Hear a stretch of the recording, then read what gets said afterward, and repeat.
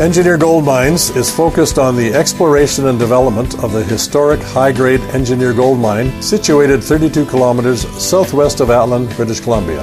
Engineer Gold Mines is fully permitted for surface and underground exploration with the drill program now underway.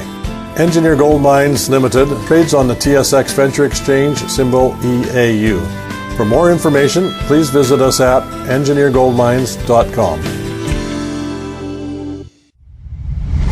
You're listening to HowStreet.com radio, available online at TalkDigitalNetwork.com.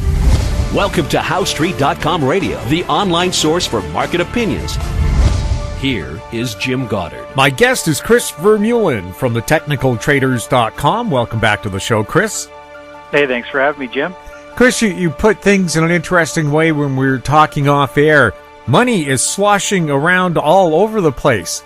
Well, where is it sloshed from and where is it sloshing to?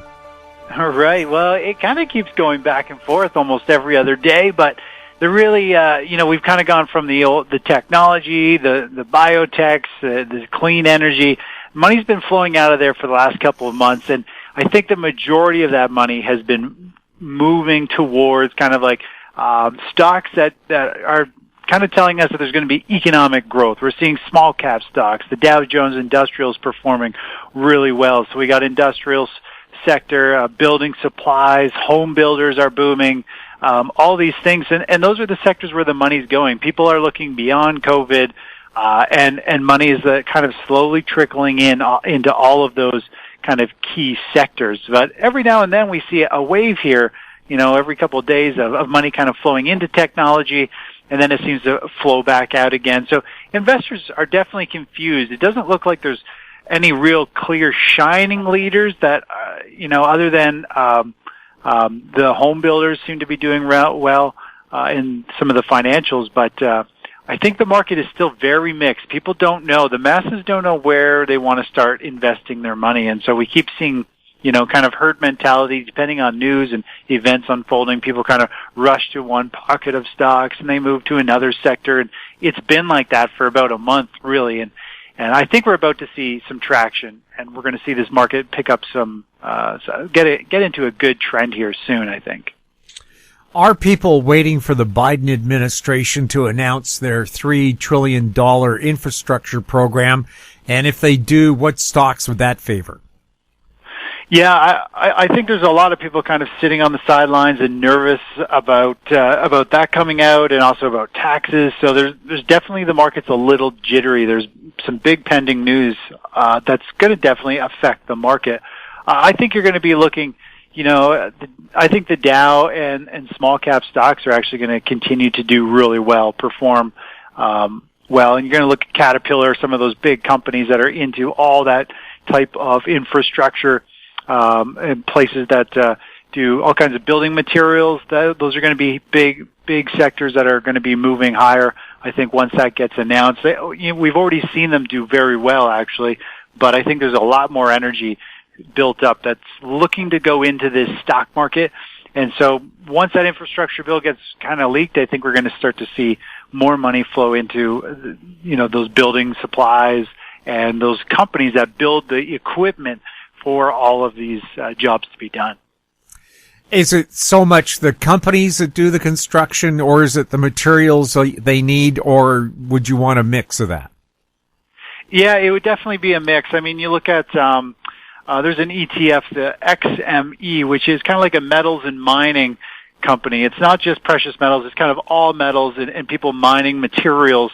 It's been doing exceptionally well. A lot of people get it confused with precious metals. It has really very little to do with that. There's about 10% of that ETF in, I think, gold miners, but in general, this is very disconnected from the precious metals sector. It's focusing on companies that go out and get the materials, they go out and mine it, they bring it in. So that's one of the reasons why it's been doing so well, is people are expecting a big movement, infrastructure, keep the economy going, keep it running smooth, and so you're going to need materials, and this is kind of like ground zero. The companies need to mine it out of the ground, and then it's going to work itself through all the other different layers. It eventually comes out as finished products, equipment, and finished materials to use to build. So there's going to be a whole series of companies that will do well in the whole kind of building kind of sector. The last time that BC had a building boom, they had a shortage of aggregate, which, you go, what the hell is that? Well, it's gravel. You can't have concrete or pavement without gravel. And apparently we're using it up, and it's getting harder and harder to find. Yeah, we had that problem last year here, actually, in Ontario. There very huge shortage in all kinds of stuff, including salt, just for salting the roads for winter. There's huge demand. Prices jumped. So we're running into that problem still, that every time you go to the store to get something, they're sold out. And I think it's going to be the same problem with building materials. Not only is everybody still behind the ball from the close down last year and reduced hours and all that stuff, but now they want to ramp up, building infrastructure. And we're going to be limited to being able to get the bloody products in hand so you can actually go and do these infrastructure things. Or, we're going to be waiting on materials coming through from overseas that are getting shipped in boats. There's going to be this massive delay. And I mean, once you've missed out on time, you can't get that time back. So you're kind of always behind the ball until there's a lull in demand for things to catch up. Well, because we live in a just-in-time society for everything that's produced, nobody wants stockpiles of materials. So all it takes is one ship being delayed. And of course, we know about the trouble in the Suez Canal with the giant, I call it the ever-stuck ship. But that one ship has now caused 500 ships. The estimate differs, but each one of them's a giant ship carrying cattle, plastics, agricultural goods, vegetables that may spoil before they get to the next place, car parts, and every factory in Europe and Asia is depending on those certain supplies getting through. You don't know what's in those containers, but just about everything you ever need to build or construct something is in them. And if there's a delay, all it takes is one semiconductor missing and you can't build a new car because they have so many computer parts. Yeah, and that's the problems we have right now. I mean, everybody wants to do stuff, buy stuff, build stuff, sell stuff, but the problem is we just can't get all the pieces of the puzzle to put together, and that's going to be the problem, I think, with infrastructure as well. But and that's why prices are going up. You look at everything: groceries, building materials for plywood. I mean, I went and bought a sheet of plywood and some 2x4s. The other day, I'm working on a boat with the kids, and I haven't bought a sheet of plywood in a while. The last sheet I bought was like $30 a sheet. Well, at Home Depot is $85 for one sheet of plywood. It's $12.68 for one 2x4 that's only 8 feet long. I remember they used to be $2.25 each. So this is absolutely ridiculous because there's a lack of supply. The prices are going through the roof, and everyone's getting gouged. It's really not good for a whole lot of people. I mean, this is just, you can't even, these companies want to sell more and they can't, so they have to gouge everybody to make the money they need. It's terrible. We'll have more with Chris Vermeulen right after this. Media recognition from Bloomberg, Reuters, recycling trade publications. Patented process for 100% recovery of critical metals, including cobalt, lithium, nickel, manganese, aluminum. American Manganese is focused on recycling lithium-ion batteries for electric vehicles. American Manganese trades on the TSX Venture, AMY, the US, AMYZF, and Frankfurt 2AM. For more information, visit AmericanManganeseInc.com or phone me, Larry Ray, at 778-574-4444. Welcome back. We're talking with Chris Vermeulen. Chris, is retail going to come back at some point here? I think so. Retail really actually has been doing, I think, pretty well. I mean, a lot of stores are open. People are selling stuff. The big problem is a lot of them just don't have any of the supply of what people want. So everybody, even though they're selling, they can't sell nearly as much as they want to. And we've seen the retail sector do exceptionally well since the March lows last year. They continue to be a leading sector, actually, which goes against what everyone was expecting. Obviously, the world shuts down. You think retail's done, yet it's one of the strongest sectors that's doing exceptionally well. And, it still looks very strong. They're leading the market higher. We continue to see strong inflows into that sector, and which is the XRT ETF. It's a good way to view the retail sector. So I still think it's going to do well. It's got a very strong chart pattern that actually points to a lot higher prices from where it is right now. So overall, it's a great sector. It's had some volatility because it obviously has GameStop that as one of the holdings within that sector, and of course, huge wild swings in that move that sector around. But overall, I mean, that sector is very strong and I think will continue to be strong. What about companies that hold a lot of commercial real estate? Are they going to be able to bounce back? Yeah, that's a good question. I think it's going to be a very slow recovery. I mean, so many companies are closing down. A lot of people are downsizing. You don't need all your staff crammed into an office or take a whole office floor anymore. I mean, people love to work at home or work on the fly, and they can get the same or more done. So I think it's going to be very painful, the commercial real estate side of things, going forward. But I mean, I think there's still going to be great opportunity there. I'd be very cautious with the commercial real estate at this point. There has been so much new building going on just before COVID, and everything came to a halt, and they're still trying to finish so many of these new commercial buildings that have been going up around the world because we were in this massive housing boom, and now suddenly people are downsizing and realizing, hey, I don't want to be in a building, and now I'm not starting a business. Things are way too slow. I know a lot of people who wanted to start businesses, and they just said, I'm not starting it in this until the world feels like it's somewhat going to be back to normal. So that's a tough sector. I think they're going to struggle to get high rents, so I think they're going to have lower dividends, those type of companies, going forward.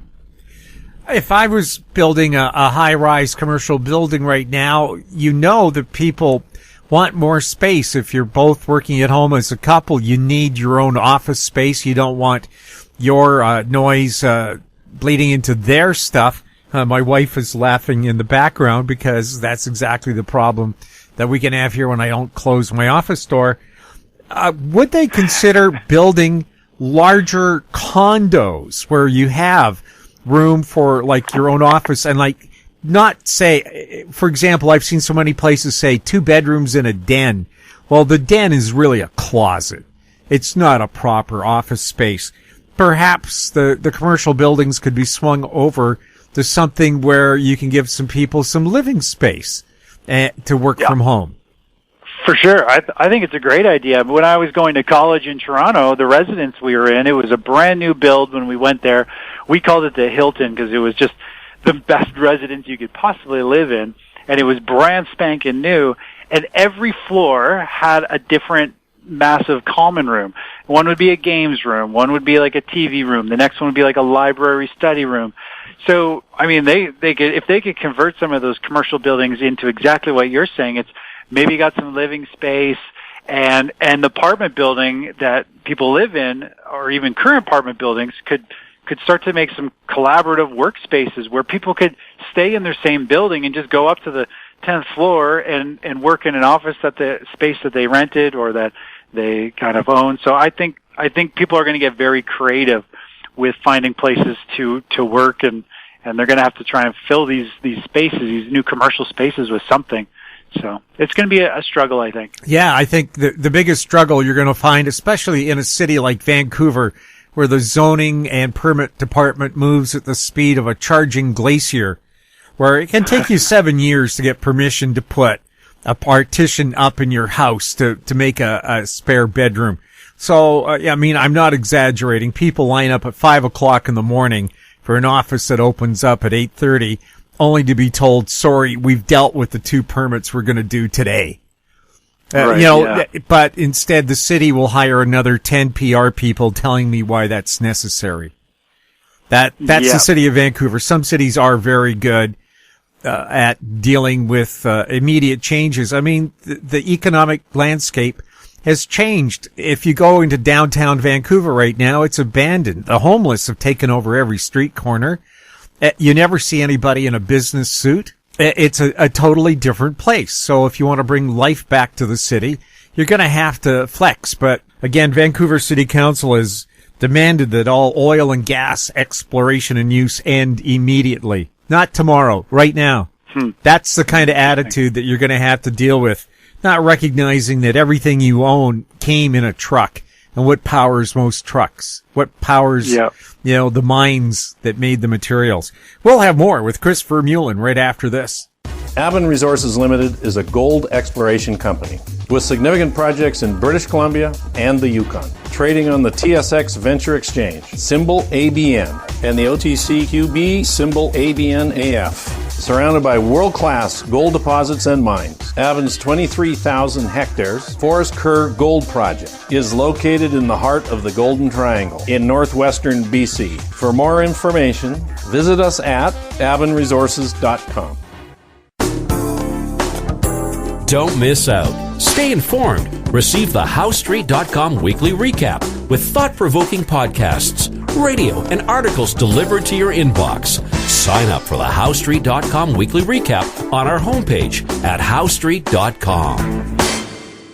Welcome back. We're speaking with Chris Vermeulen. What's going on with gold and silver? Sure. Yeah. Well, we've seen gold and silver just continue to kind of take it on the chin. They continue to move lower. As of you and I speaking today, we're seeing gold down almost 2%, silver down over 3%, gold miners down almost 5% today. So overall, I mean, the downtrend that really has been in place since pretty much August, this is a long downtrend, continues to play out, and I still see lower prices for gold and silver. I was telling subscribers we're looking at still about another 4 to 5% drop in gold from where we are, somewhere down to the $1,600 level. If we're lucky, it'll find bottom at around $1,640. And then we need to see a strong reversal. But short term, it's in a downtrend.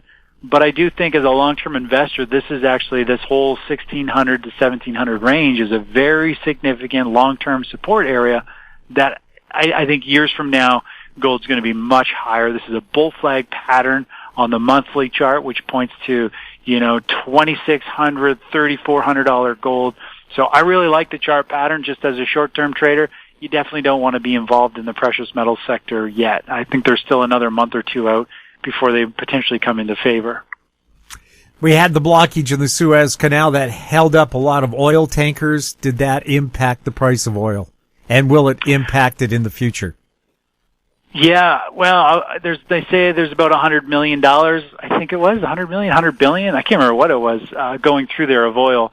But as soon as that blockage hit, oil actually had a pretty strong rebound. Oil rallied about 6 or 7% in that one day. Oil did hit a long-term resistance area around $65 a barrel.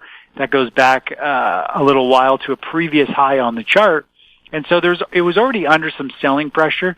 The canal issue definitely has helped support crude oil at this point. I do see crude oil continuing to move higher, I think, over the next week or two and go back up to roughly $65 a barrel. But overall, I think most of the upside is kind of done for oil. It's had a very nice run. It's hit a 100% measured move. It's hit that, which is also a $65 resistance area from way back on the chart. And it's going to be interesting to see where crude oil goes from here. I think it's really had its move, and it's about to consolidate and pause for several months here. Bitcoin, what's going on there? Well, we're seeing Bitcoin move higher. Most currencies have been moving lower, as I mentioned earlier when we first started talking. Well, Bitcoin, I think, is definitely benefiting from that, as most currencies are in kind of free fall mode over the last week and a half. We're seeing money really flow into Bitcoin, continues to push up to $60,000 level. I think you and I talked last. I think their upside target I'm looking for is around 73,000 or so is the next move. And we need to see it break and hold above 60,000, which it's very close to doing today. So it could really start to pick up speed here and have an explosive run. Bitcoin's in a raging bull market. If you look at it on the weekly or the monthly chart, you can see very clearly that it is kind of like this explosive, euphoric, straight up spike in price. When you look at something, how far it's moved, how quickly, it's very dangerous. It could move back down very quickly. So it's definitely something for very aggressive, active traders or people who are trading definitely small positions, because this thing could move 20, 40, 60%, I think, in a very short period of time over a week or two period. So it's volatile, but it's in a full-on bull market, and for all we know, this thing could be, 73 and then back then to $100,000 a Bitcoin. It's not out of the question. Chris, thank you so much for speaking with us. Hey, thanks for having me on the show, Jim. My guest has been Chris Vermeulen from thetechnicaltraders.com. If you have any questions for Chris or any of our other guests, you can send them to info@howstreet.com. Our YouTube channel is Talk Digital Network. Find us on Twitter @HowStreet. We're also on Facebook. I'm Jim Goddard. Thank you for listening. Comments made on HowStreet.com radio are an expression of opinion only and should not be construed in any matter whatsoever as recommendations to buy or sell any financial instrument at any time. Available online at TalkDigitalNetwork.com. HowStreet.com radio is a production of HowStreet Media Incorporated.